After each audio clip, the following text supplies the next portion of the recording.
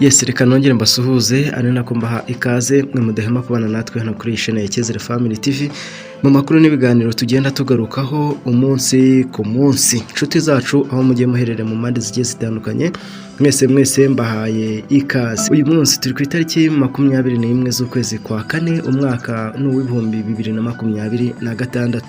Ngewe n'ishuti Isaac mugiye kubana mu makuru, nubwo ari inkuru iteye agahinda, nubwo ari inkuru ibabaje cyane, gusa bikomeje gufata indi ntera aho abantu bakomeje kugira umutima w'ubunyamaswa, aho abantu bakomeje kuvutsa abandi ubuzima bakabica nabi kandi bakabahemukira. Ni amakuru ari kuvugwa mu karere ka Bugesera aho umugabo yatemaguye umugore we n'umwana akabica bikarangira bagashiramo umwuka. Ibi byabereye rero mu karere ka Bugesera ejo ku itariki 21 z'ukwezi kwa kane mu rukerera ahagana ku isaha y'isa 11 z'igitondo nibwo ibi byabereye muri aka karere ka Bugesera. Umugabo akaba yarishe umugore we n'umwana we w'ukwezi kumwe n'iminsi 2. Inzego z'umutekano mu karere ka Bugesera zataye muri yombi umugabo w'imyaka 33 wo mu karere ka Bugesera mu murenge wa Mwogo wishe umugore we w'imyaka 22 n'umwana wabo w'uruhinja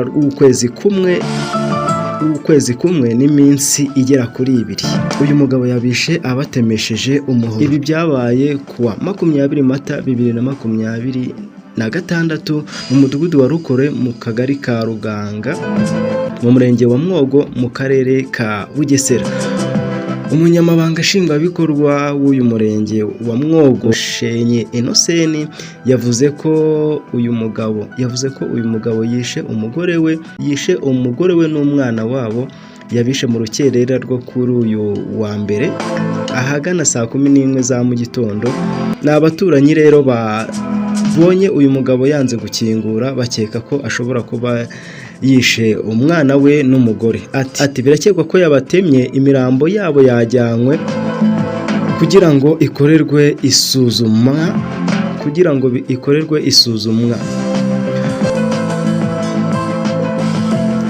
Uyu mugabo akaba yatemye umwana we mu mutwe ndetse akaba yatemye na nyina ijosi, kandi akaba yabikoze mu rukerera rw'isa 11 bakiryana.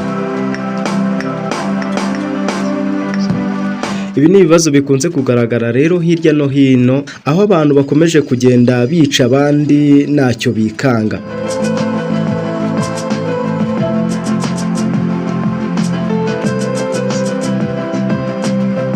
Uyu mugabo mu magingo akaba nta kintu yari yavuga cyatumye abica.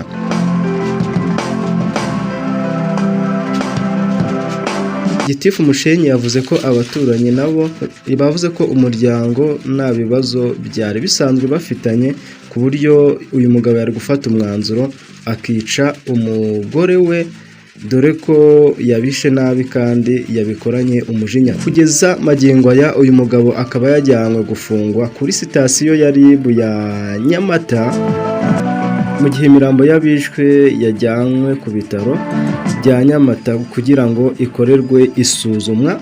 Uyu mugabo nawe rero akaba ari kuri sitasiyo ya Nyamata, akaba ariho afungiye. Ni ubwicanyi umugabo yakoze abikoranye ubugome bw'indengakamere. Icyaha rero cyazamufata yazabihanirwa n'amategeko.